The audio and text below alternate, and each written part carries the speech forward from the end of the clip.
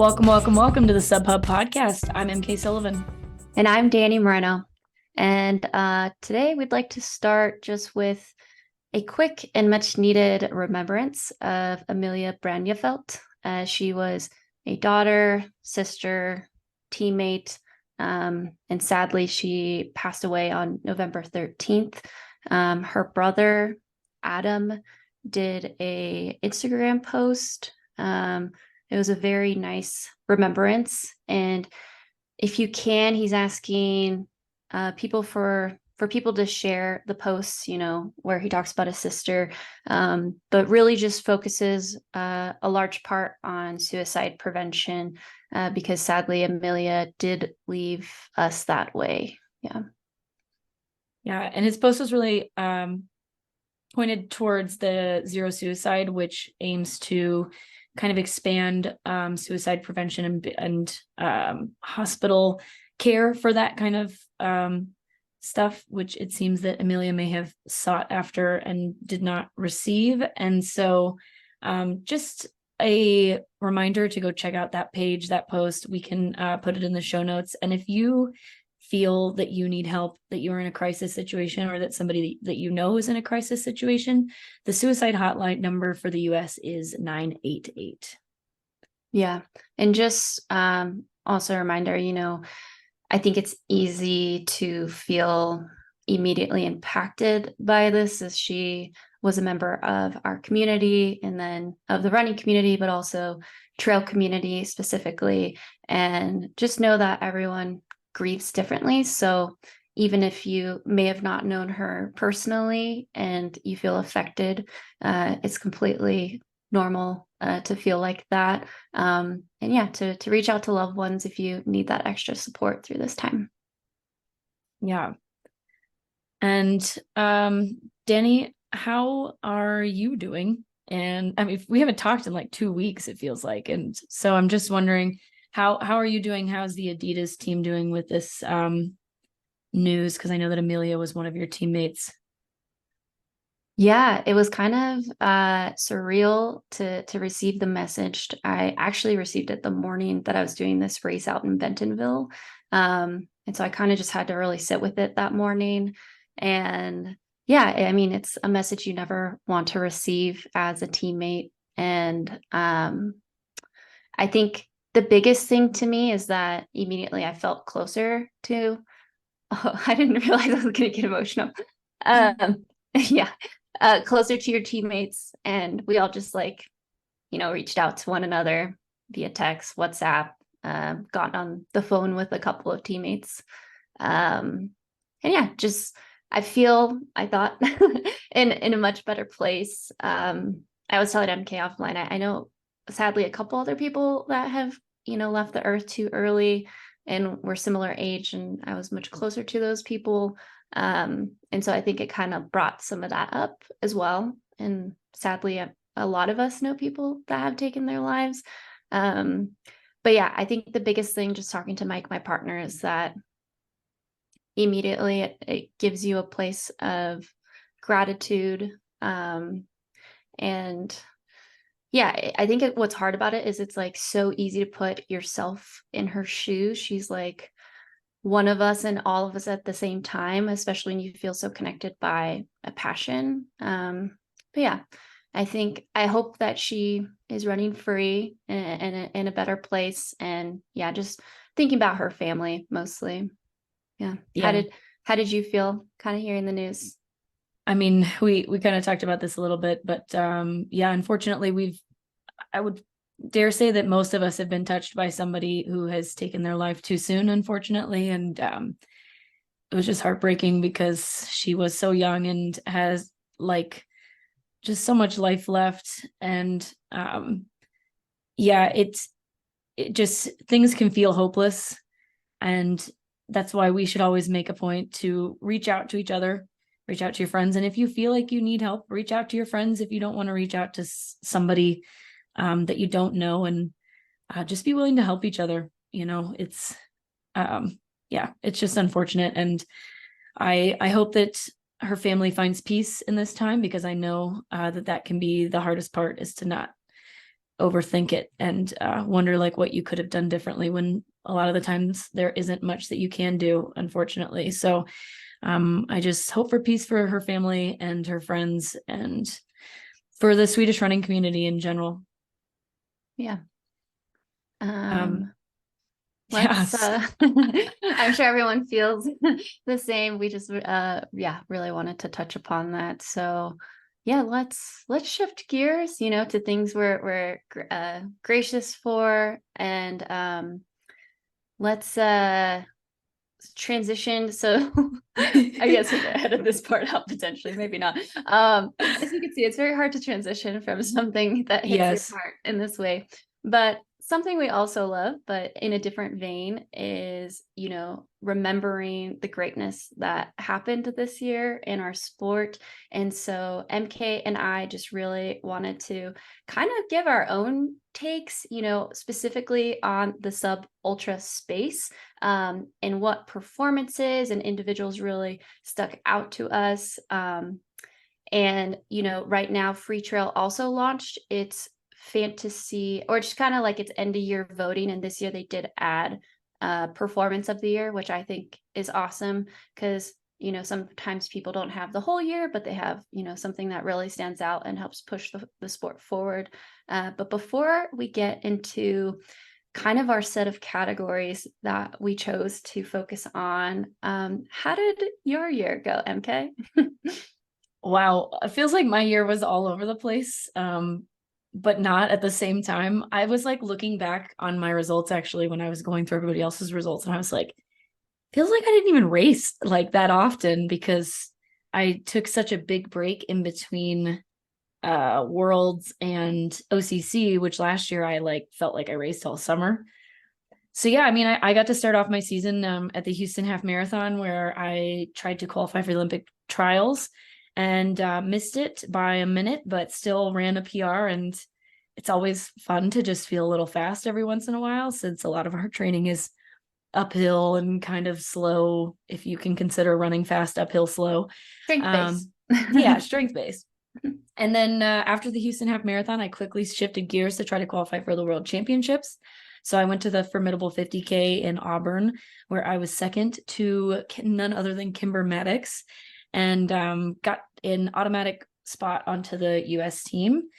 From there, I had to qualify for OCC, so I ran the Canyons 50K, and finished third behind Heather Jackson and a woman from Ireland whose name is escaping me right now, but got my spot to OCC. Was that Katarina? Yes. Yeah. And then my big goal for the year, and looking back, my biggest race of the year, was the World Championships in June. I had an amazing race. I went out feeling really terrible, was in like 25th place for a lot of the race, and then on the final hill moved from 22nd place to 11th place, and then passed somehow miraculously 2 Europeans on the most technical downhill I've ever run in my life, to finish 9th place. And third for the team, for the US team, with Jen Lichter being 4th, and I think Kimber being 12th. And then from there, trained really hard all summer, went to OCC, had to drop out in a really dramatic fashion at the top of Col de Balme, lots of tears. But then got to spend a really cool week and a half in Chamonix, like doing stuff with Freetrail and my craft team, and supporting one of my best friends, Helen Mino Faulkner, in her 3rd place finish at CCC. And then went on to win the Mammoth Trail Fest 50K, which is always a blast. Second year going to Mammoth Trail Fest, second year of the event. And I have now won all 3 events there, which is kind of cool. And then, had planned to run the California International Marathon, but had a little bit of an injury. And so now we are done for the season, which feels weird, but shifting to 2024. How did your season go, Dani? Well, I'm interested to hear what maybe your expectations meets reality was of 2023. Like, what are you taking with you going into next year? Yeah, for sure. My expectation was that I could perform at a high level all year long and like travel to all these places and be healthy the whole time. But it turns out that I was able to perform really well at Worlds. I didn't place as high as I wanted to, but I know that the race that I ran was really good. And so I can't like look back in that and be like, oh my God, I wasn't on the podium. What a shitty race. Um, but obviously I had higher expectations for OCC and kind of the end of my year. And when that didn't go well, I felt like I had to like redeem it, I guess, by like signing up for all these races that I didn't really want to do. And that was exhausting, like trying to redeem myself in some way. And so, yeah, the second half of my year didn't go the way that I wanted it to, but I think it was a really good learning experience for myself that like not every year has to end on a high note. And to remember that the performances that I did have that were good may be my last performances that are good. So I have to like take more time and appreciate those more instead of just being like, okay, did it, on to the next race. Yeah, I think that's great. Yeah, I think your or I know your performance at Worlds was just like world class. Like if I were you, I would have walked away and been like, I can do anything, sort of thing. Especially on the last downhill. I need to look back at our text messages, but I remember counting how many people you caught. It was like 10 plus people in like the last part. I can't quite remember I what. passed 11 total people. Yeah. I think there was Wait, only. no, I was in 22nd and I finished in 9th. So I passed 13 people in the That's last like 45 minutes of the race, I think. Yeah, I think there was only one person that maybe caught the same amount, and they were further back, kind of moving up into like the 20s or something like that. So Yeah. yeah, you smashed that downhill. Yeah. My mom sent me some videos of like me running up that downhill recent or that up the uphill, the final uphill recently. And that was kind of like one of the days where I was like, what am I doing? Like, why am I trying to force the end of this year? And I was like trying to focus on my performance at Worlds. And like I don't remember them being there. I don't remember Tommy having his shirt off with Go USA Sharpied on his chest, like screaming at me because I was so dialed in on that last downhill. And like looking at the video, you can see it in my face. Like I'm not there. I'm in a different world, like just taking people down one by one. I love it. That's awesome. Yeah, no, I think incredible for sure. Yeah. And I know that your season was maybe a little there were less races on it, I think, than you had originally hoped and planned for. So I'm curious to hear about your experience in your season.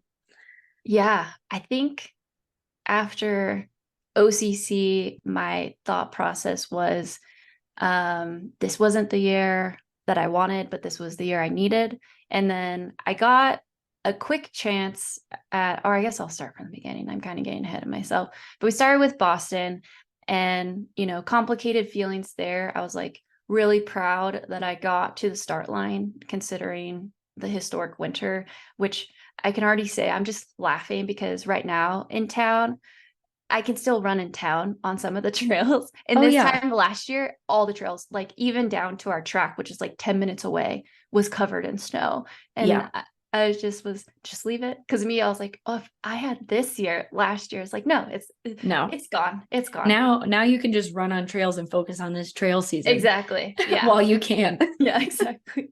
But Boston was great. And it was the first time I think in like maybe a handful of races where I set a goal and didn't hit it. And, very hard in the moment or devastating in the moment. But I think it's good because I was thinking, I was like, dang, if I had qualified for the trials, then I'd already be back at it. And I've kind of enjoyed this downtime. And then I got married, which, that made this whole year just one of the best years of my life, despite the results. So that whole wedding week was just, that it could have just been that week and it would have been incredible. And then going back to racing, did a couple of smaller races, just trying to race a little bit into shape, GoPro, run the bridge, second places all around. Headed over to Eiger, which that reminded me that I can race by myself, which I think was a good reminder because the last few years I've been mainly in races where I'm competing against other people. And then OCC, which was great. So great. Okay. Yeah, listen to that episode if you want to hear more of our in the moment. Our tears. Yeah. But recently, I will say the biggest thing that I took away from OCC, even though it took a while to figure out what the lesson was just like kind of like the baby bird metaphor. Like if you squeeze something so tightly that is like semi-precious or precious to you, like sometimes that could ruin it. And I was thinking back to the week when I heard the course got changed, and like I'm not really proud of how I handled that. Like I tried mitigating it with like humor and stuff with friends, but inside I was really upset about that. Like, no, I want the same course as last year because that's what I did well on, and like that's what I know. And like I'm better than that. So it reminded me to be like, no, like don't hold it so tightly that like the course change and that completely shifted my mindset. So that was a really good reminder about that. Like with trail running, especially, like you have to be so ready for variables constantly. And I feel that when I think I have it figured out and something like throws a wrench, like a little bit of my control comes out, and it came out big that week because I was so like, I want to win this race, like, like win or zero sort of mentality. So it was a good just reminder to relax about that stuff. And like, you have to show up and be ready for anything. Like OCC, it could have thunderstormed on us, right? And like, we needed to be ready for that. Or it could have been like super hot and like suddenly really humid.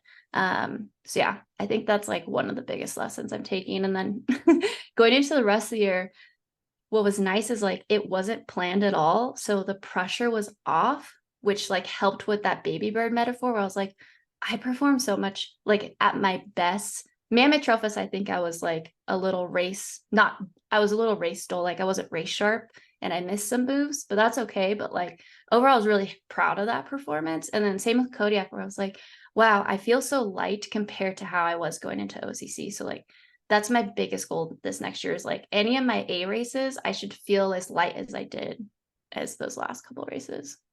Yeah. I mean, you take the joy out of it when you are squeezing that baby bird. Like I totally feel that. Tommy and I talked about this a lot about how I just put way too much pressure on OCC. And then when I like got sick and didn't feel good, it felt like the world was like crumbling around me. Yeah. And it shouldn't feel like that. Like, yeah. It should just be like, oh, well, shit, I came all the way out of here, but today is like just not, it's not it. And it's not my last race. So why am I freaking out? Yeah. Yeah. I know. So yeah, OCC, yeah, maybe it's just what we needed to help reground us in the bigger scape setting of things. Yeah. I like it. Yeah. Cool. Shall we get into the fun? Yes. Yes. Let's do it.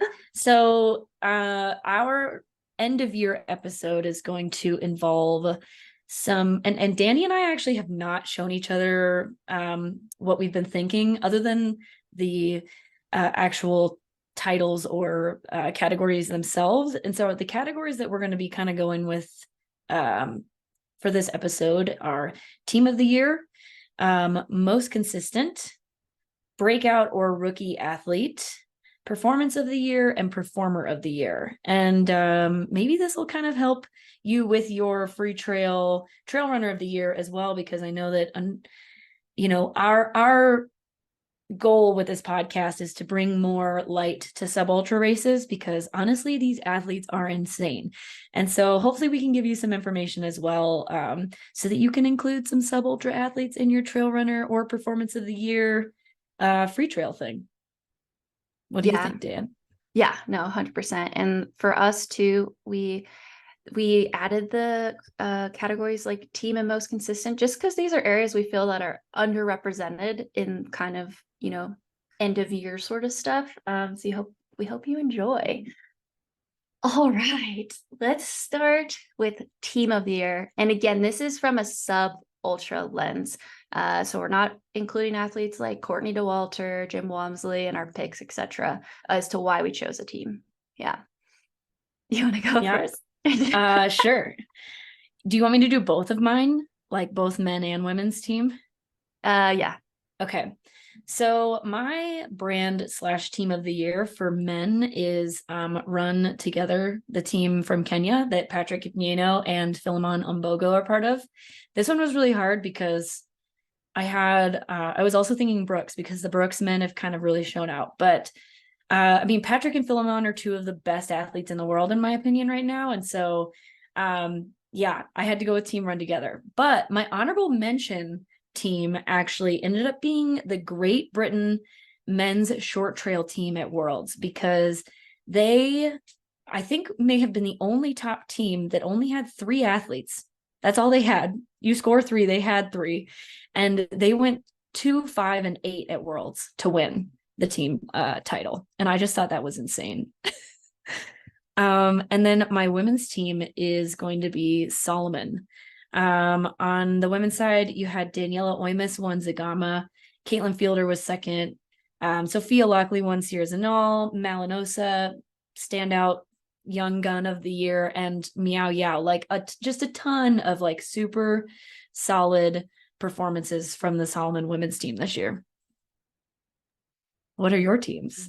That's great. I love that so much. That's so funny because yeah, my men's team, I ended up choosing Brooks. I think, but now that you're saying it, I might be swayed more to go to Run Together because it's literally like, what is it, 3 of them? I forget what the third gentleman's name is. He was also at Sears, but just having Philemon and Patrick, just like that's insane. Like Slan.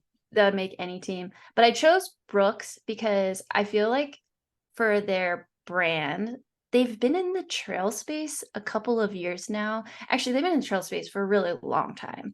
But it was clear that they were making an investment with the addition of some newer athletes in the last couple of years. And I feel like this was the first year that I actually noticed them. I'm sorry, at least on the sub ultra scene.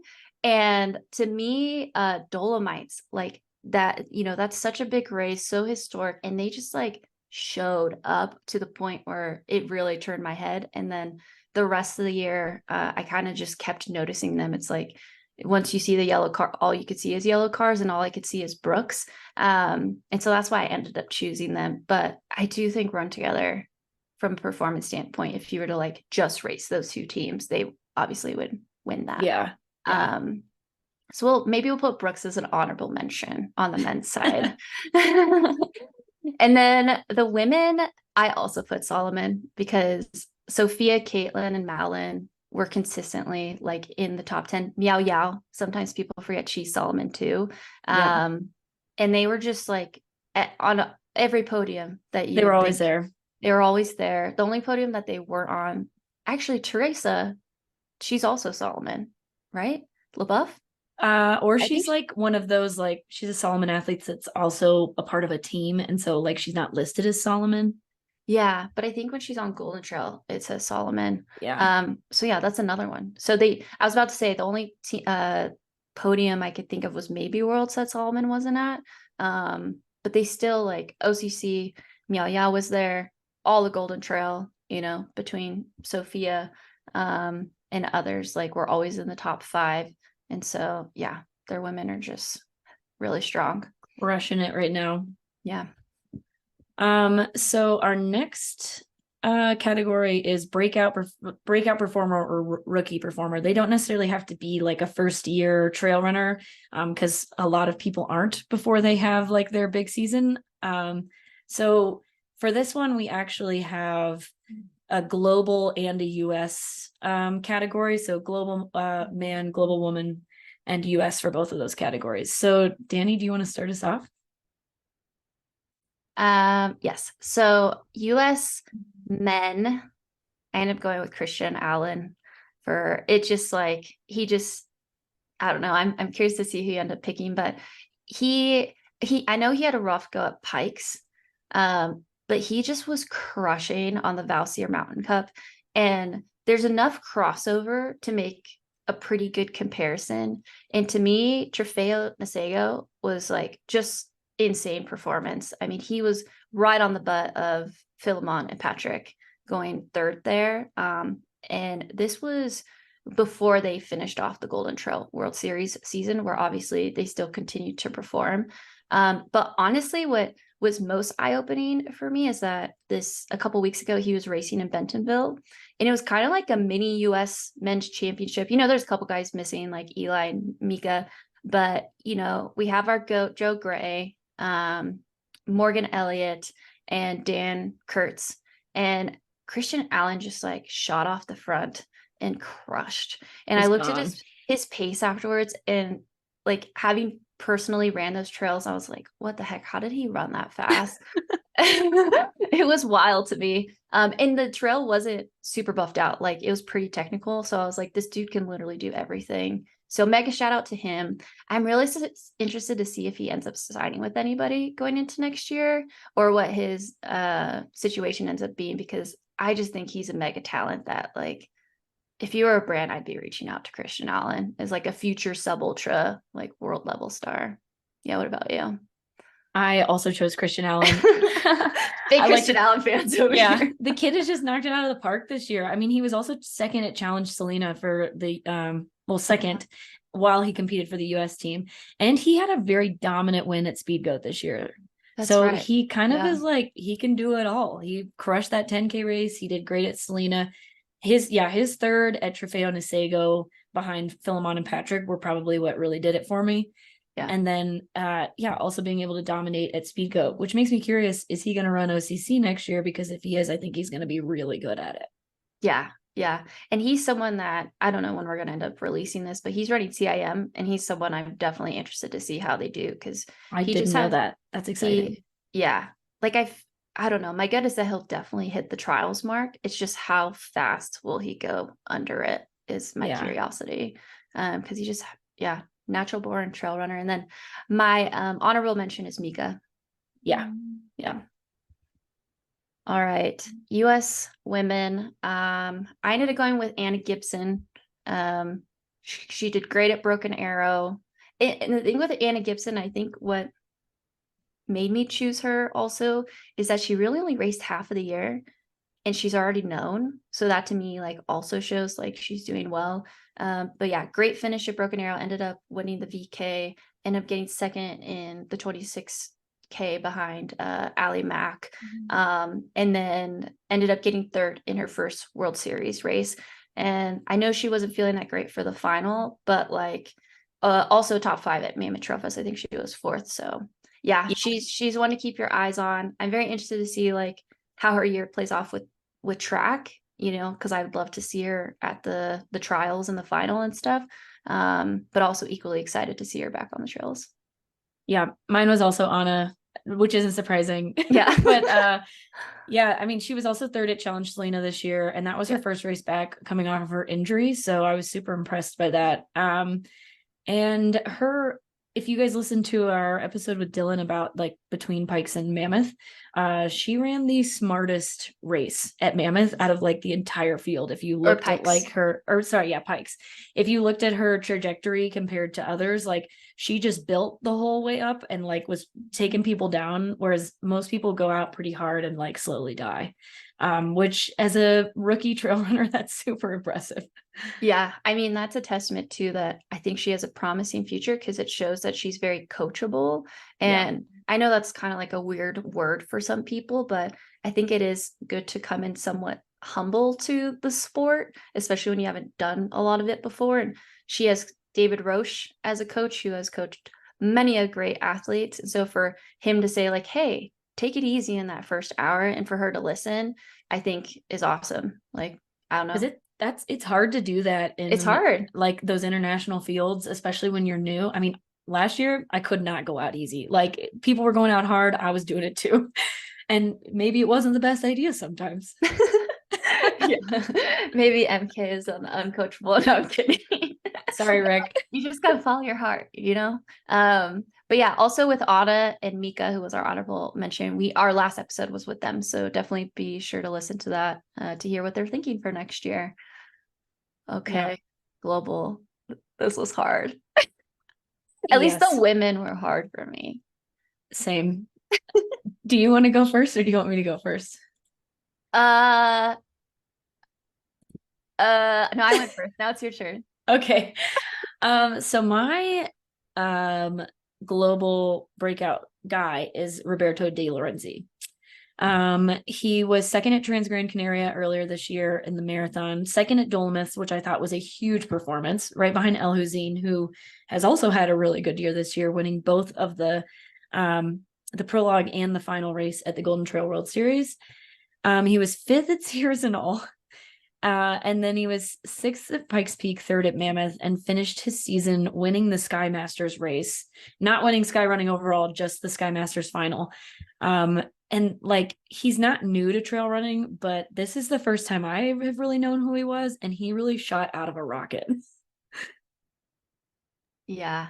I he was listed on mine for that reason, because also I knew he had been in this the space just from like recognizing his face. You know, I can always do better on this, but I'm like obviously more engaged in the women's results than the men. Yeah. And like I definitely had seen him at races, but not ever like fighting for the wins and stuff like that. But I ended up going with Philemon on Vogo.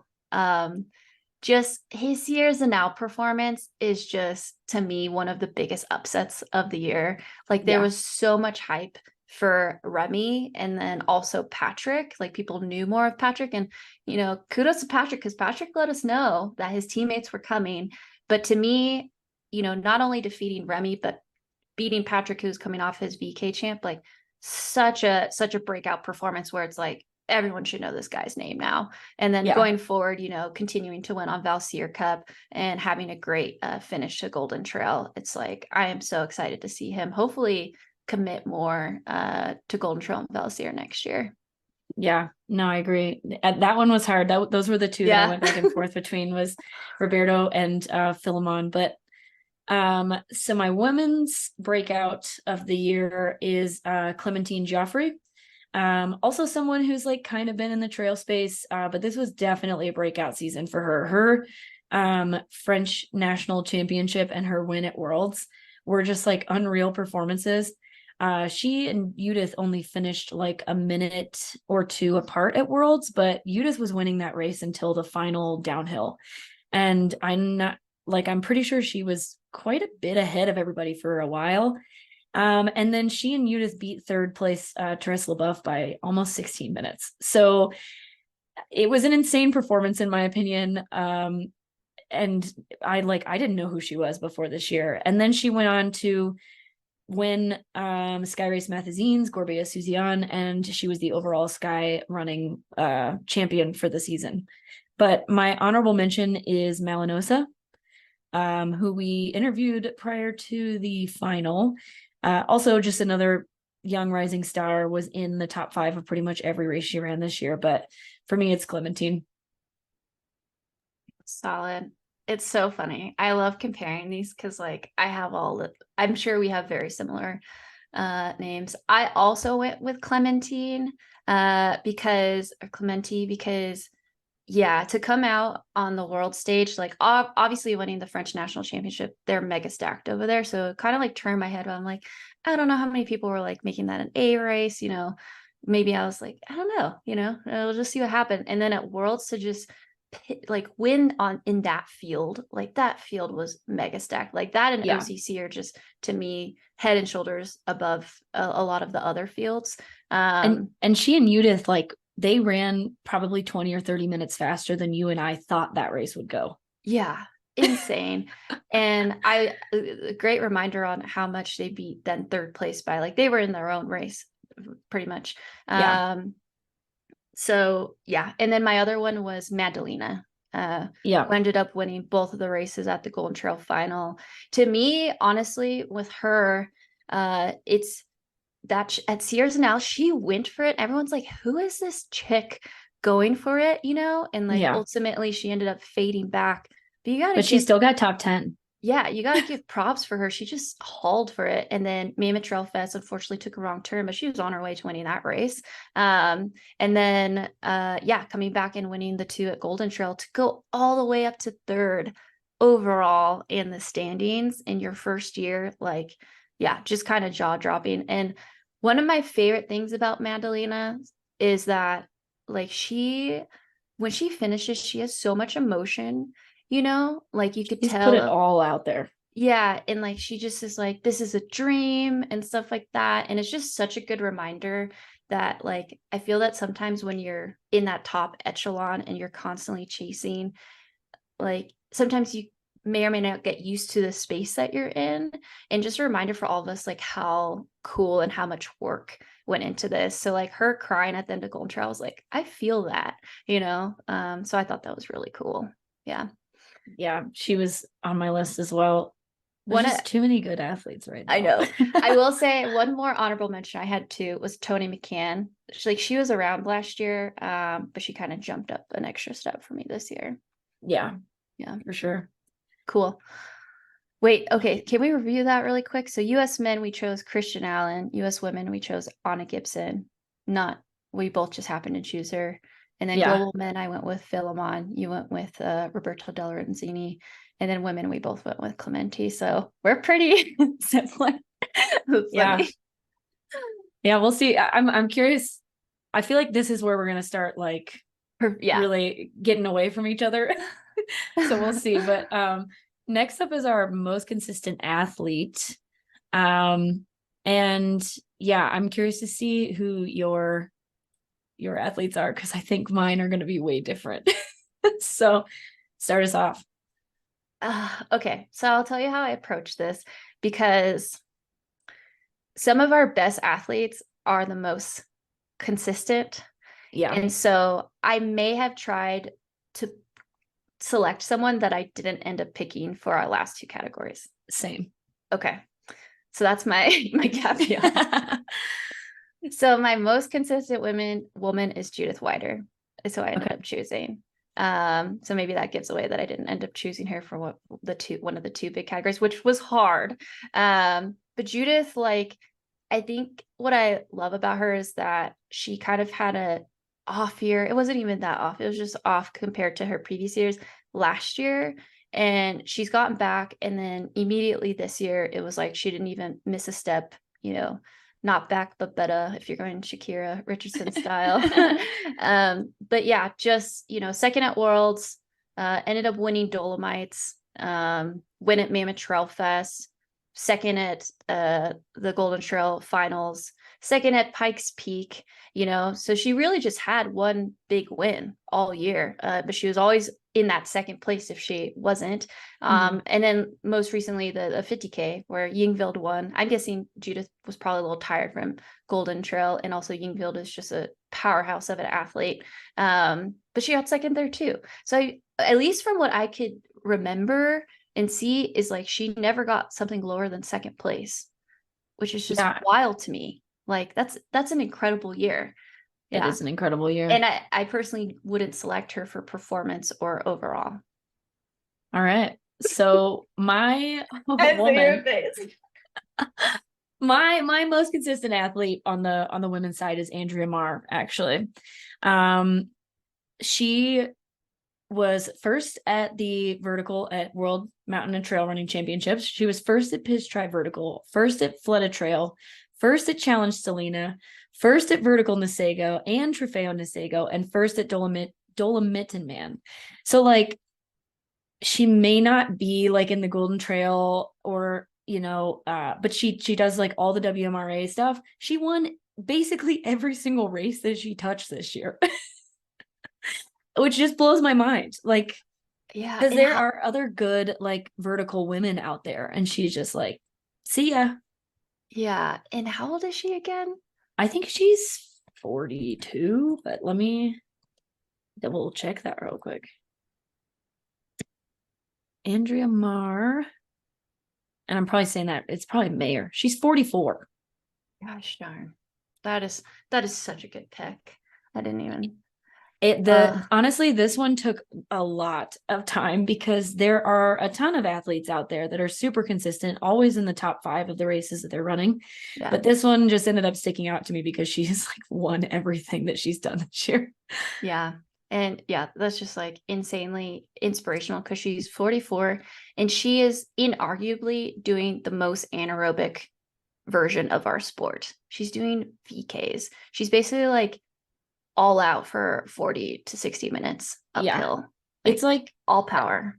It's like realistically, it's probably more comparable to like a half marathon effort. But in my head, the VK is like the 5K of the trail running world, where it's just like it's so painful. You have to go all out from the beginning. There is no like real strategy to it. You just go as hard as you can. Yeah. Except that it's like an hour to an hour and 20 minutes instead of 15. Yeah. No, that's such a solid pick. Did you have any honorable mentions or people you had trouble deciding between? Or women? Yes, but I for some reason took them away. Judith was one of mine, most consistent, and then Yao Miao was another one. She was in the top 4 of like pretty much every race that she ran in Europe, or yeah, in Europe this year, and she like won every race in China. Yeah. I think those were my main 2.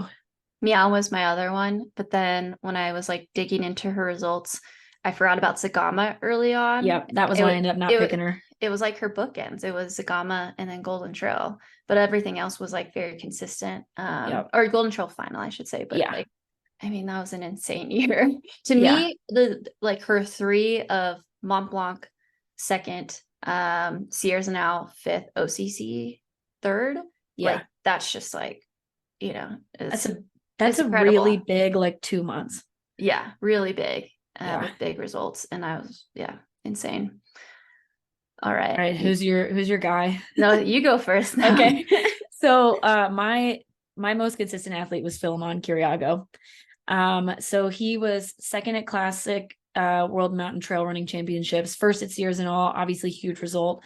He ended up being the overall winner of the WMRA final at Sky Gran Canaria, and he was 2nd overall at the Golden Trail final. So and that's only some of his results, because he raced a lot on the Valsier Cup as well, and I just didn't write them all down. But he doesn't miss that often. His US races were like okay, but everything else was pretty top notch. So he's my most consistent athlete of the year. Love that. Yeah, Philemon, welcome. Please stay as long as you'd like in our support.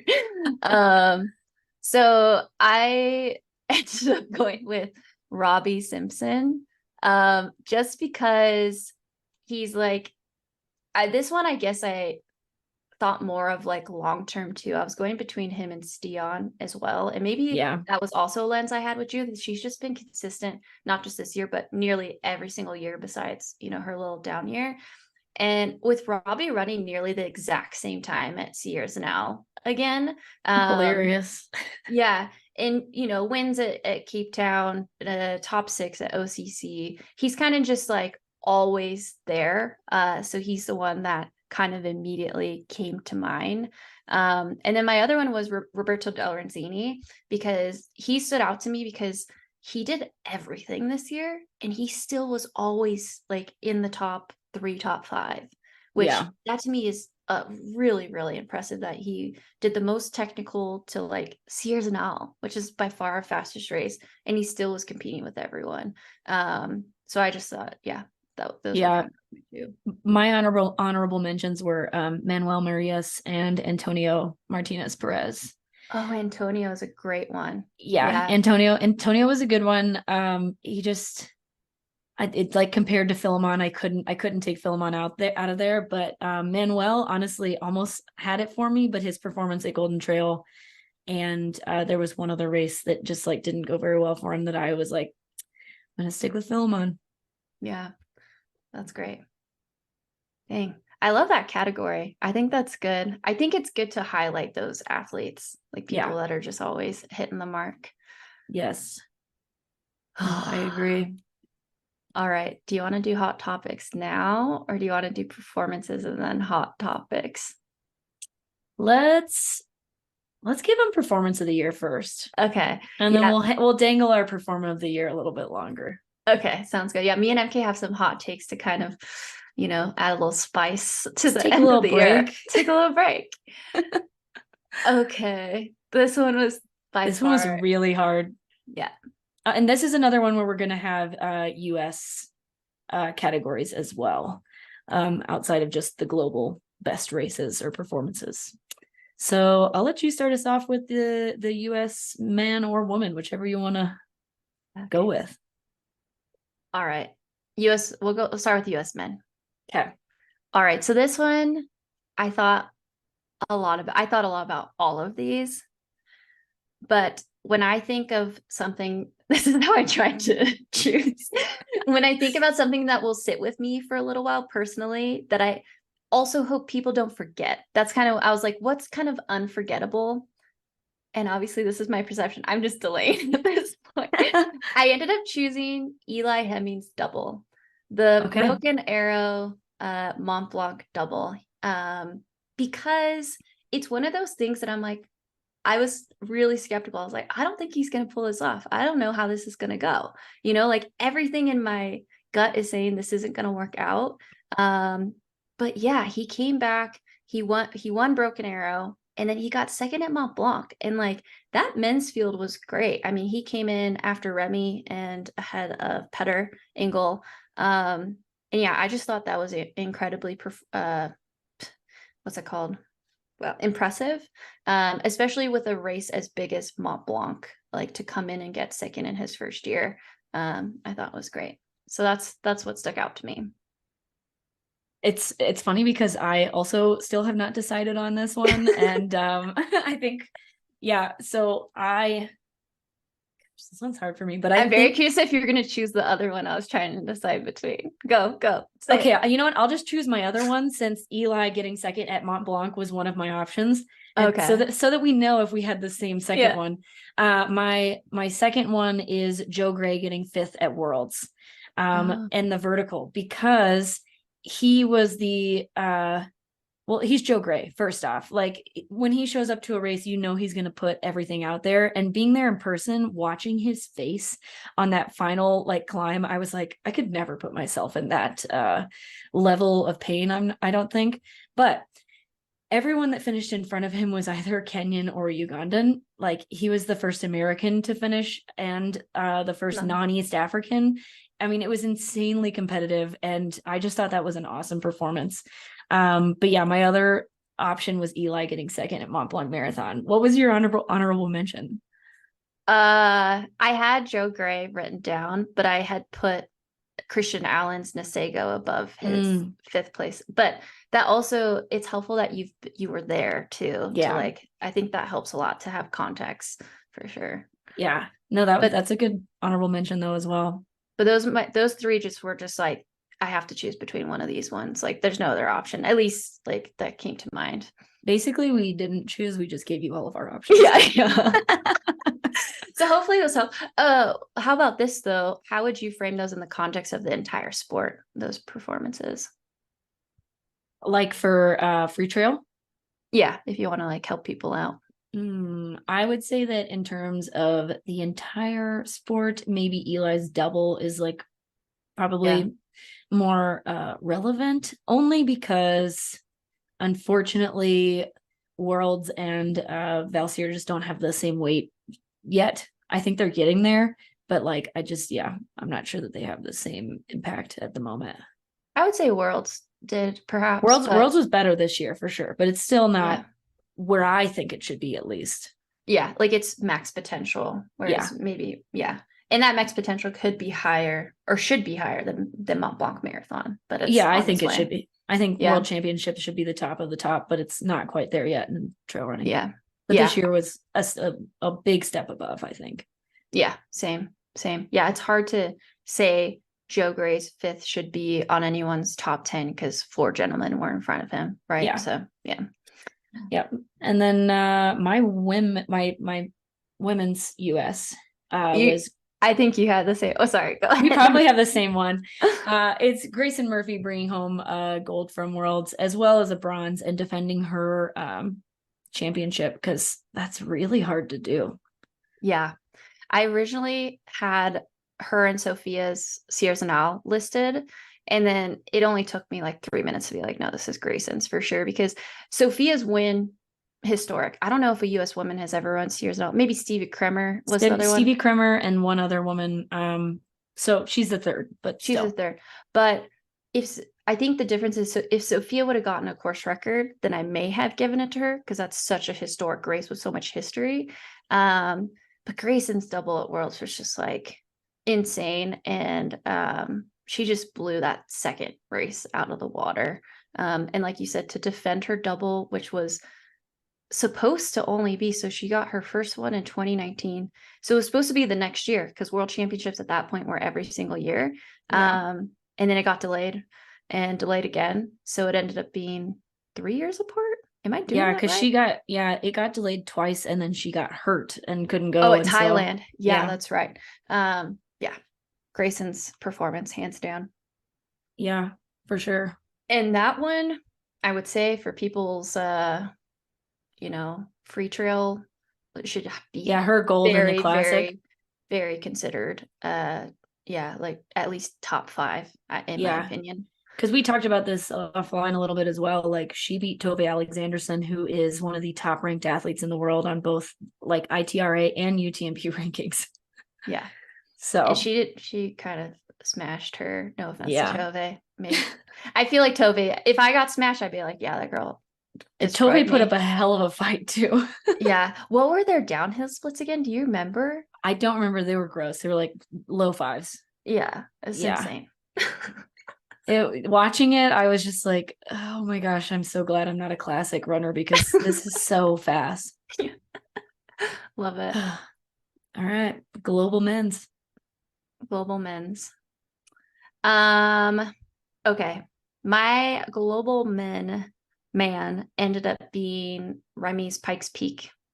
And it was really hard because I also considered El Hussein's Dolomites race and also the final, because to me, those just were like, I wasn't pinning him to win in either of those.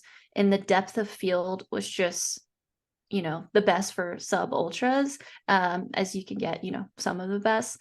And especially Dolomites, like I really did not choose him. Like there's so many great, I mean, Stian, who's one of our greatest runners, Manuel, like just all the downhillers were in that, and he still won and held them off.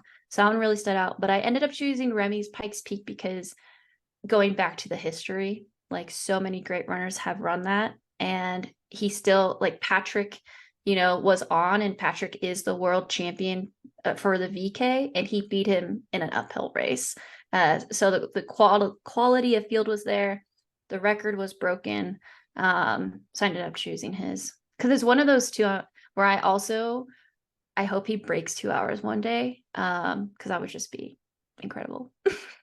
Yeah, I also chose Remy Bonnet breaks Pike's Ascent record by a minute because that record is 30 years old. Yeah. And the craziest part about this is there's definitely still room because Matt Carpenter broke that on the way to the full marathon record, which yes, it is all downhill, but you have to save some amount of like energy to be able to stay on your feet for a 13-mile downhill. So it's insane that it was broken in the first place because Remy's gone for it like 3 times now.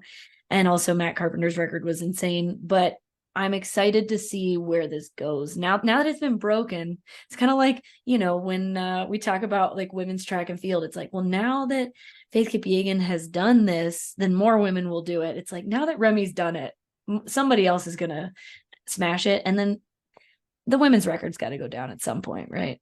Yeah, definitely. And the cool thing about Remy is he does post stuff on Strava, pretty much regularly, I think. But with Pikes Peak, someone could go and look at it, like Patrick or other great athletes, and look at his splits and be like, where did he do this? Where did he, push, etc.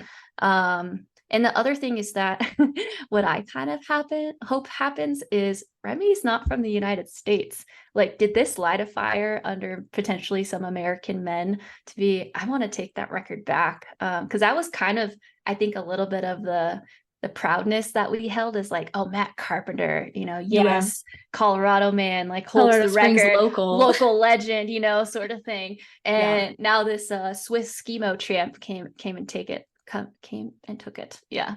So I like that beef. We're putting that beef out there putting that beef out there. for all our US men.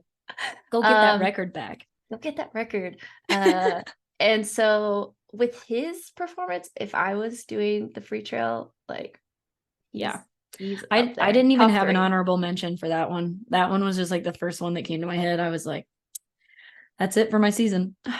Yeah. Solid. Okay. You go first on this one because No. this one was really hard for me. I still don't know that I've picked. I can go. I'll just say what I've highlighted because I went back and forth all morning. Okay. I had a lot of coffee this morning and I was like, I was going crazy on these picks. Love it. But I ended up going with Sophia Lockley wins Sears and all. Okay, I thought it was an amazing race. She was not who I would have picked to run it. Even with Judith in that race, I'm not sure that she wouldn't have beat Judith. Like I'm not confident that she wouldn't have still won. And yeah, just listening, like talking to her about it and her being like thinking that EmKay was on her heels. So she just like ratcheted it up and ended up winning. Didn't she win by like 4 or 5 minutes? Yeah, it was like, around 5 minutes or something. I thought it was a crazy good performance. Yes, she didn't break the record, but the record has also been broken when 2 people are like very close the whole time. So I'm curious if just like if Judith had been in the race, would they have broken the record? So yeah, Sophia Lockley, American winning Sears and all for the first time since Stevie Krimmer. That's my pick. Yeah, she definitely was on my list. This list, I feel like, is a really good list. All right. Dani's picking live. I have like 6 listed. I don't know how many you have listed. I have 3. I'm going to go Tony McCann, OCC. I'm sure that was on your list too. I just think this is a performance that people may not still realize how insane it was. And what I am most curious about too, that I think will put it into perspective, is maybe this next year, if they actually do keep the course the same, if it stands for a little bit. Yeah, it'd be nice to have an actual course record, but OCC changes all the time. Exactly. But with her, I just go off the fact that how far back she was from Stian. Yeah, I mean, the men's and women's race was pretty close, like considering how fast the men run in that race. Yeah. And usually the rule of thumb is a minute per mile. With more mountainous races, I would say sometimes it's a little bit more. And yeah, she was under that. 18 plus 8, 20, 26 minutes off. So yeah, I also think I just think that was a great performance. The other ones I had trouble deciding between was Grayson's short classic race and Sophia's Sears and all was the other one. Yeah. And honestly, Andrea Mayer, the VK. Yeah, her VK. Because she beat Grayson and sorry, who was was it Polaris? Polaris, yeah. It was Polaris, yeah. Yep. And then my other one was Clementine, her world's win. Yeah. Agreed. Actually, I did have an honorable mention for performance of the year, and it was just Stian's win at Worlds because he came back and defended his title, which again, really hard to do. Yeah, I had him as well. Worlds and OCC, just both of them. He's the keen at that distance right now. Yeah, like he just didn't race enough this year for me to like. Yeah, I don't know. I picked some people that covered more ground, I guess. Yeah. But this was performance, not performance. Yeah. Yes.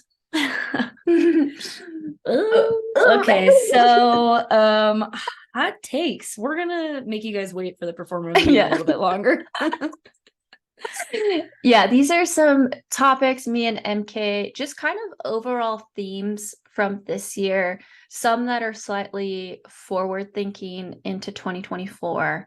Um, but the first one we have is how is OCC going to look like next year? Because again, maybe there's some bias, but I'm also drawing from the fact that I feel that there was in a common sentiment of UTMB week that the OCC races were some of the deepest races of that week, just based on the fact of how many people have the potential to win this race, right? Like that's when we're thinking of depth, not like a clear winner. And so many people have already qualified for OCC, and there's also people that have a good chance that they're going to bump down. So yeah, what do you think? I think that OCC next year is going to be insane. I mean, Judith Wider just qualified at Kulamanen. Clementine's qualified now. The Tabor Hemmings qualified. Everybody that we took this year from the US is qualified again because Jen and I were already qualified. You qualified. I'm curious, do you know specifically who is moving down? I saw that Ingvild ran the 50K. Is she also planning on running OCC? Speculations, but maybe Yingvild was someone I was thinking of. Yeah. Samaya Buddha, she just Yeah. qualified too in the 50K. Yeah. And she crushed at CCC behind Blondine, not this year, but 2022. Yeah. And yeah, it I'm just looks like it's sure. gonna hurt. And same on the men's side, like people are qualifying left and right. Like we said, Christian Allen qualified Speed Goat 50K. Top American return address is already qualified. Like you can just go down the list. Chad Hall is qualified. Chad Hall is qualified. Eli Hemmings qualified. Okay, now we're just bringing up Jared Americans. Thomas. Yeah, Yeah, we got like it's so like deep on the yeah, American side alone. And then like that like it's like Claire Rhodes, who was on the world's team with me, just qualified. And like it's like this was the first year that you had to qualify to get in and you couldn't just like, use your number really. And I had so many people be like, oh man, I should have done that. Like, I have real FOMO. Claire kept telling me that. And so now everybody's qualifying for UTMB week. Like, it's yeah, going to be insane in a lot of the races, I think, but OCC is looking to be scary, yeah. It but just keeps exciting. getting bigger and bigger. Oh, so exciting. And again, seeing it from a US lens or American lens, I hope maybe a lot of people are learning, try and stay healthy, boost that immune system, etc. Not that we know that, Yeah. obviously. Well, Never gotten sick we in did our Chamonix. best. But I think it's the same kind of from this last year, but more next year of how many Americans can we get in the top 10? Because this year it was Katie Scheid, and that might have been I'm it on Rachel that one. Drake. Oh, And well, Rachel Rachel Drake. Drake Oh was yeah, Rachel sixth. Drake. Yeah, but top 10, right? Yeah, Katie yeah. Scheid and Rachel Drake. And then on the men's side, it was just Jesh. But with all those guys that just got listed, I mean, all of them could be in the top 10 or have the Yeah. potential to be in the top 10. Yeah. No, for sure. It's looking to be a spicy year already. And speaking of looking to be a spicy year, what is going to happen with Golden Trail? There are like a lot of rumors swirling around that there's going to be more races, which means possibly more races required to qualify. What does that do to the level of competition because skyrunning is also adding a handful of races? Do they also add like a minimum qualifier?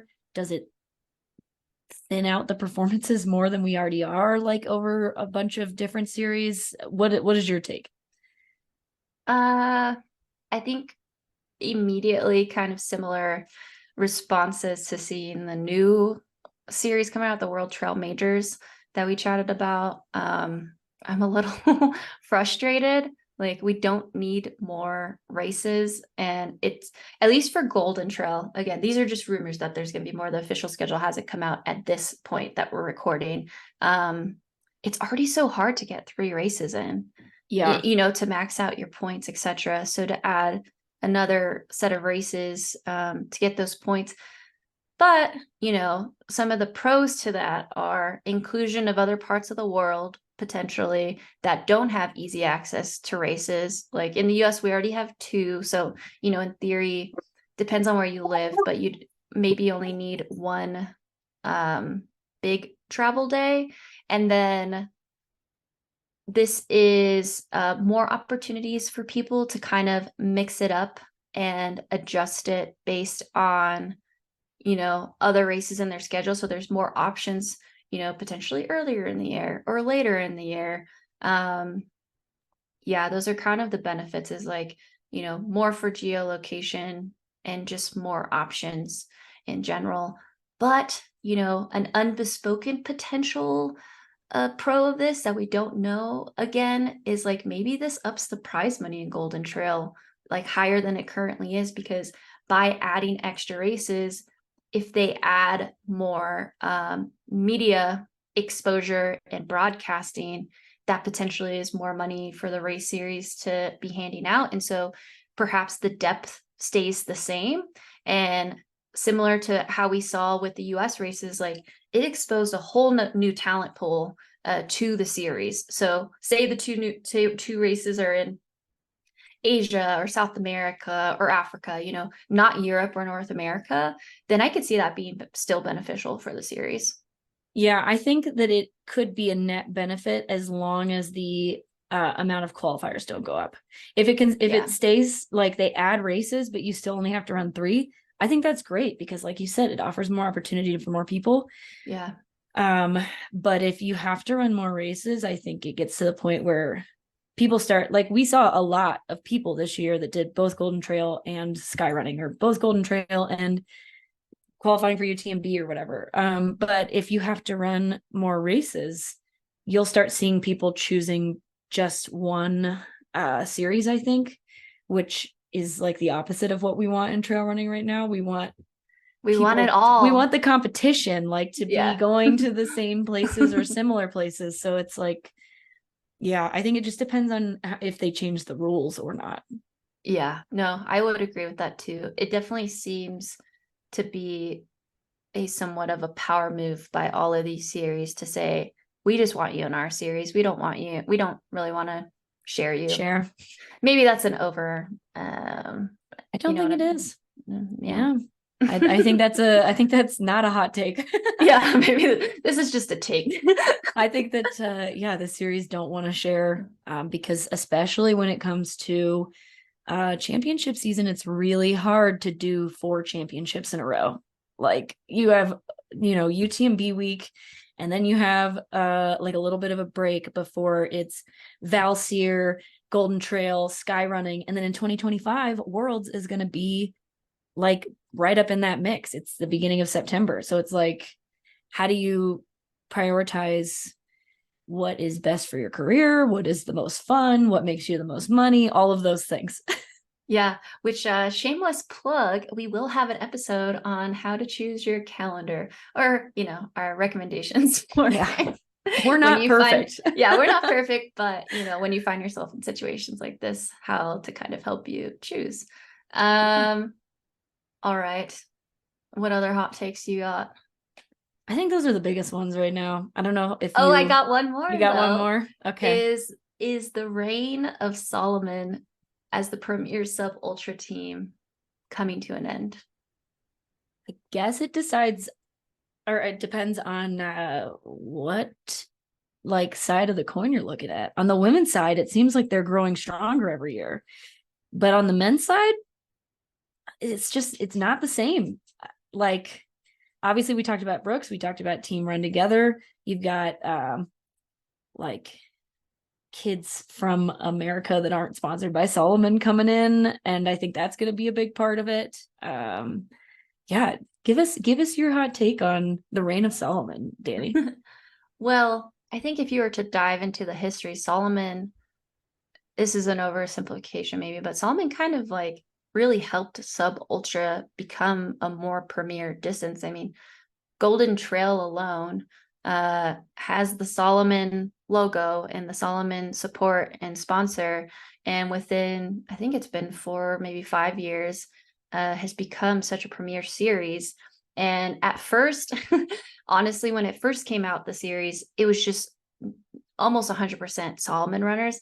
And my perception of it was, what the heck is this? It's just like a Solomon, like, I don't know, time trial or something like that. Maybe I'm not the only one that thought of that. No, But I was like, why would I go to race all Solomon people? But then as the series was picking up, other people started to join in. It's like, oh, that wasn't a Solomon team camp, that was actually a series. Okay, now it's starting to make sense.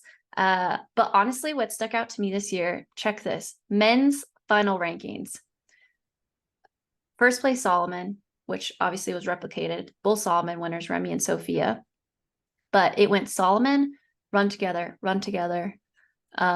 This is Holly Fat, which is El Hussein, but he is now Killian's brand.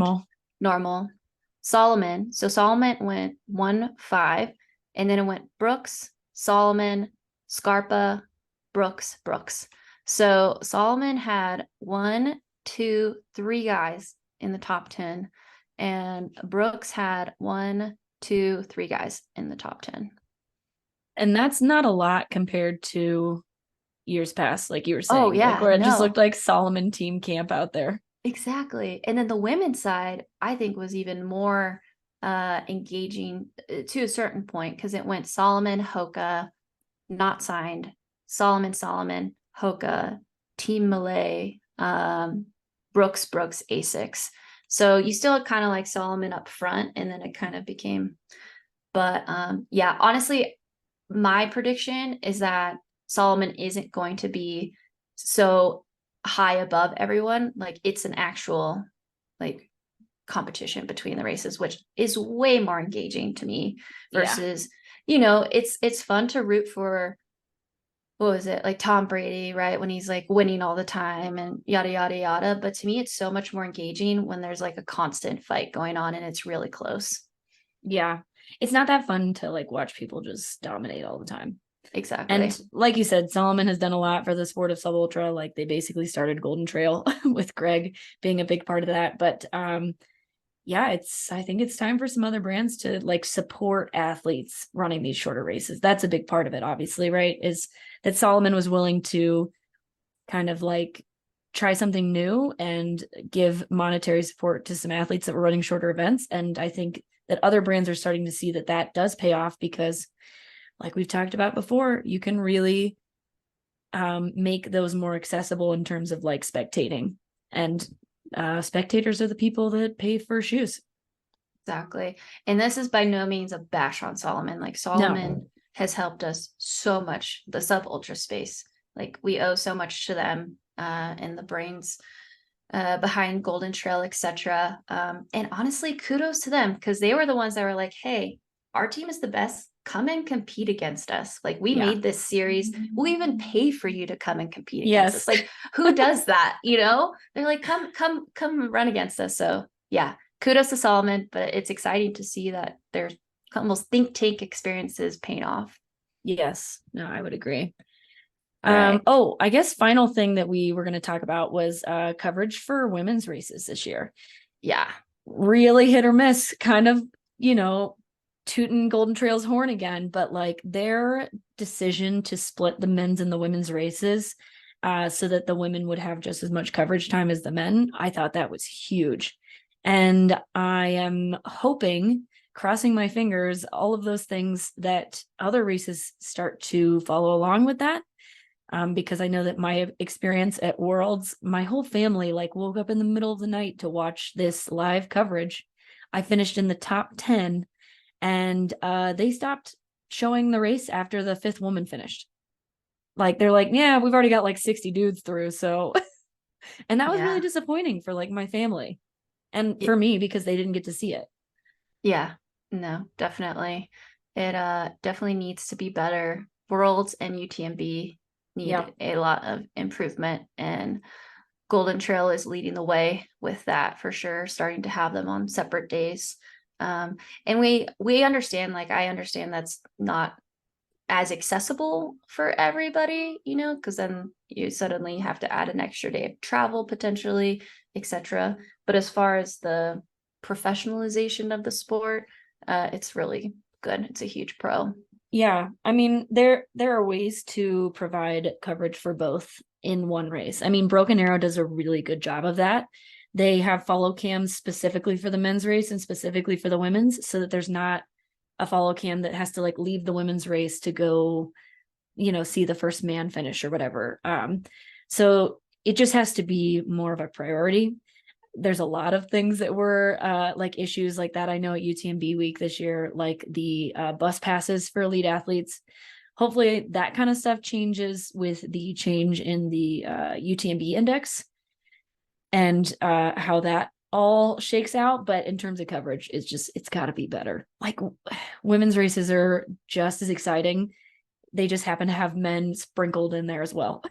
Yeah, exactly. And it's like, come on, we're sub ultra. We're not even out there for so long. Like trial and test it with our group if you're like struggling with it with ultras and stuff. But yeah, for some reason, yeah, the thing with worlds really upset me. And Clementine she didn't have her own tape to break, and she's a freaking world champion. Give that girl like 10 tapes to break through. Yeah, exactly. Yeah. Those are some of our hot takes. My last one is how much more is it wow, I got this. Is the level going to increase? Like, are we going to continue seeing more college athletes coming into the sub ultra space? Yeah, I think with the amount of money involved in sub ultra now and the fact that brands actually care about it, yes, I think the competition continues to elevate. I mean, even just in the US alone, you have athletes who are being signed to run both track and trails, like Lauren Gregory, Anna Gibson. And like, I think that's insane. Like we were talking about, the VK distance, that uphill race is like so similar to like a 5K effort, as weird as that sounds. That these kids coming out of college are going to be so good at this sub ultra distance, especially uphill races. And so I think those just continue to be more and more competitive every year that it becomes more relevant. Yeah. Yep. Agree. Check. Check. All right. We've dangled this carrot long enough. Okay. So overall performers, our picks, we're going to do US men, US women, global men, global women. And this is, again, so like the performances, this is something you can also consider when you're voting on the Freetrail, voting for the trail runner of the year. And so with our global ones, we'll definitely provide context for how incredible we think these athletes are. All right. US women. We'll do women first. Yeah. You got it. This one was so hard for me because, all right, I ended up going with Sophia.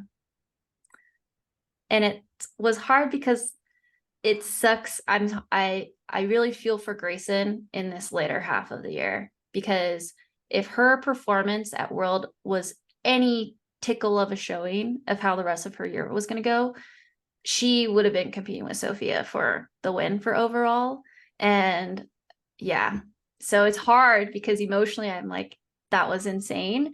But Sophia, wins at Mont Blanc and Sierre-Zinal, and not just wins, but wins in the same year, I think is just awesome for two historic races. And then another win at Pikes Peak after not winning last year, second at Dolomites, and then winning the overall, which from my knowledge, which I think is correct, she's the first American woman to win overall in Golden Trail World Series in the rankings.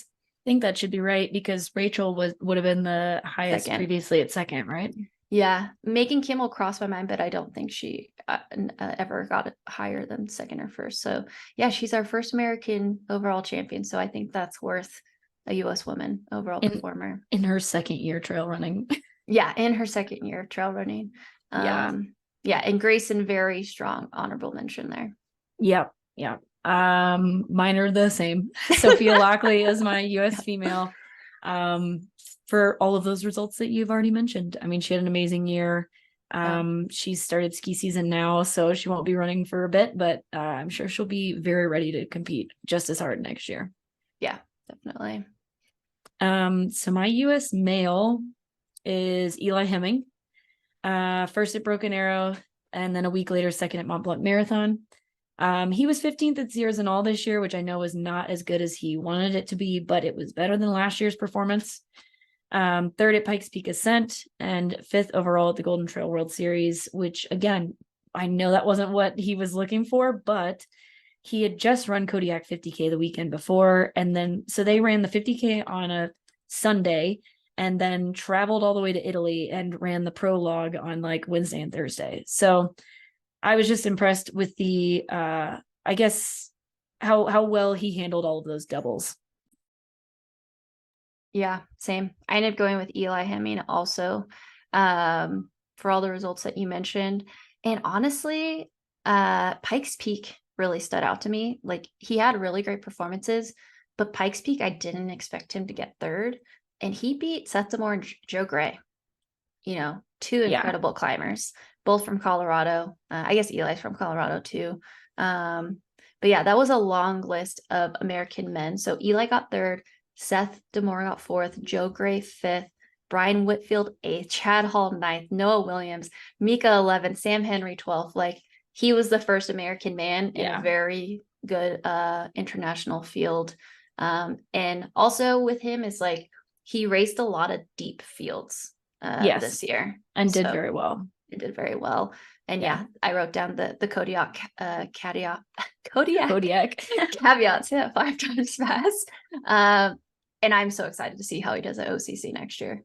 Yeah, that distance is very much like his wheelhouse, I think. And finally, our global performers of the year. Let's start with global female. I think that actually, I know now that you and I have different picks on this. Yeah. So I ended up going with Judith Wider. Nice. I went back and forth between her and Sophia a lot, but I ended up going with Judith because of the fact that she raced Worlds and Golden Trail. And throughout the season, she got second at Worlds, and then she and Sophia head to head had the same amount of wins, like against each other. Yes, she was second at the Golden Trail final and Sophia was third behind Floria, but head to head they had like an equal amount, or Sophia may have had one more over her. I'm looking at my stuff now. So Judith, I'll just name Judith's stuff. Second at World Mountain Trail Running, short trail. First at Dolomites, first at Mammoth, second at Pikes behind Sophia, second overall Golden Trail World Series.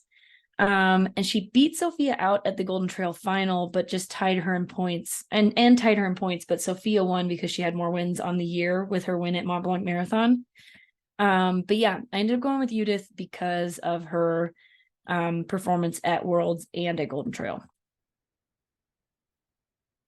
Yep. I had her listed and then I ended up not choosing her, so that's why I put her above. I even had her Dolomites as a top performance of the year because kind of like El Hussein, I just didn't know what was going to happen, and I thought that was so cool. She like returned back. Yeah. Okay. It was Judith, Sophia, or Tony. Drum roll. I ended up going with Tony. The reason being is her 3 biggest races of the year, she won, and she set mega course records. OCC obviously has an asterisk by it, but Transvolcania is like a really great early season race. And it isn't a race, at least for the marathon distance, that great runners haven't run before. And she set a course record there. OCC won. And then she just ran Ultratown, Cape Town, and ran an absurd course record, like 30 minutes or something like that. And yeah, all those performances just really stood out to me. And then, yeah, Sophia and Judith, it's just so hard. Those 3 to me just like were all like top tier the entire year. Because there's a couple of people I like initially wrote down, but then as I dug into their results, I was like, oh, wait a second. They did have a miss, like, gosh forbid, like they're off the podium. They're like in 5th place. But all 3 of them like none of them finished below third. I think Sophia had the lowest with the third place, but besides that, the at Golden prologue Trail. maybe, or yeah, or the final, the last race, The yeah. final, yeah. But otherwise, Yeah. she was first or second all year. Tony was first all year, and Judith was first or second all year. Yeah. Yeah. Big year for women's trail running. Yeah. Dang. I wish I could put Tony and Sophia as a tie, or just all of them. Okay, but how about this? Like, if you're doing your rankings, all three of these women should be in your top 10, I think. Yeah, no, I would agree. That's so No hard. doubt. I'm sticking with Judith. Yeah, is a really good pick. You did a very good job defending your thesis there. Thank you. Yeah. All right, and our global guy. Who's gonna go first? This was another hard. This was another one that I had to wait until like I was still doing it this morning when I had a ton of coffee. Yeah. But Okay, I'll go. okay. Dang it. Okay, I'll go with Stian. It came down to Remy or Stian for me. And Stian won the world championships in the short trail, and he won at OCC. He had a slight miss at Dolomites. I think like that was an off day for him. But to me, those were two incredible fields. And to me, his worlds coming back and defending his title just was incredibly impressive. And then what I love about OCC, which maybe you agree or not agree, but I do feel like OCC brings runners from kind of all of the different series. And Stian still won, with great sky runners and people that were kind of all on different schedules. So yeah, with Worlds and OCC winning both of those races, like that didn't happen on the women's side. No. So I just thought that was incredibly incredible. And then yeah, my very, very near 0.000001 honorable mention is Remy Bonnet with Pikes Peak, Mammoth Trail Fest, Mont Blanc Marathon. Just whenever I start saying out loud, it's just so easy to teeter, but I'll stick with those. Yeah. Yeah. Stian was definitely on my short list. The main reason I didn't end up going with Stian is because his season wasn't very full. Like 2 huge wins, like no doubt. And coming back and repeating a world championship, it was hard for me to not pick him. But I actually ended up going with Patrick Kipnieno. First at World Mountain Trail Running Championships in the vertical, also repeating a world championship. He had won the previous year in Thailand. He was also 5th in the classic.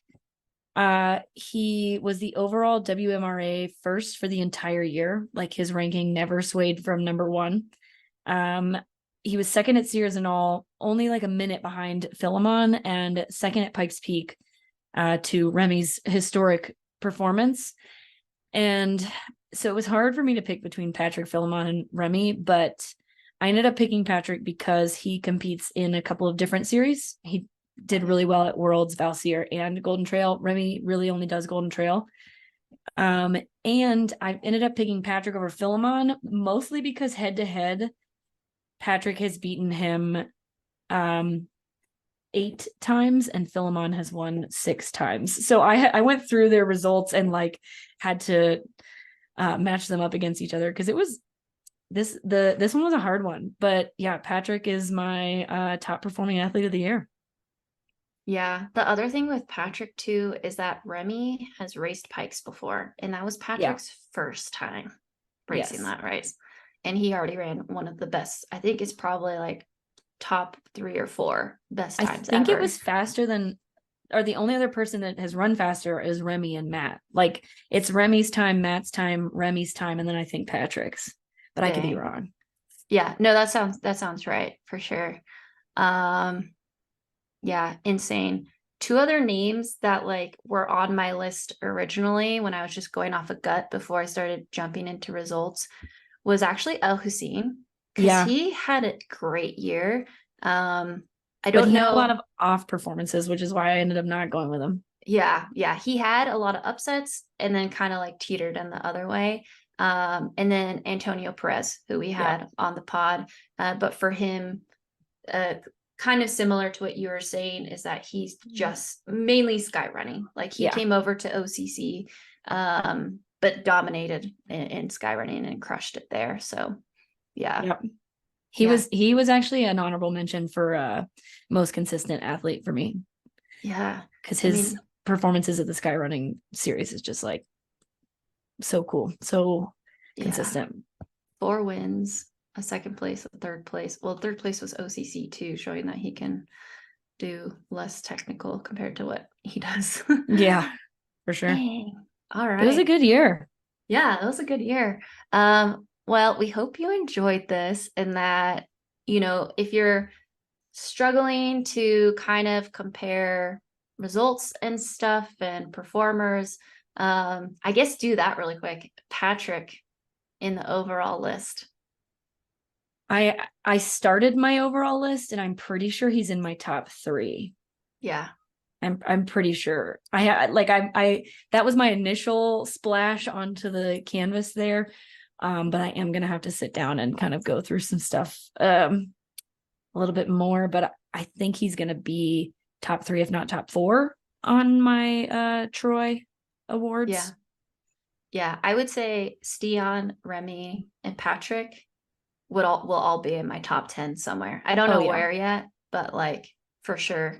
And then maybe Phil Van Helsing, but I need to like go through. What's kind of nice is you can kind of think of it as like, who are some top 0 to 20K VK people, who are 20 to 50K, 100K and 100. And that, you know, if you break it down that way, knowing that there should be notable performances and performance in all those, highly recommend.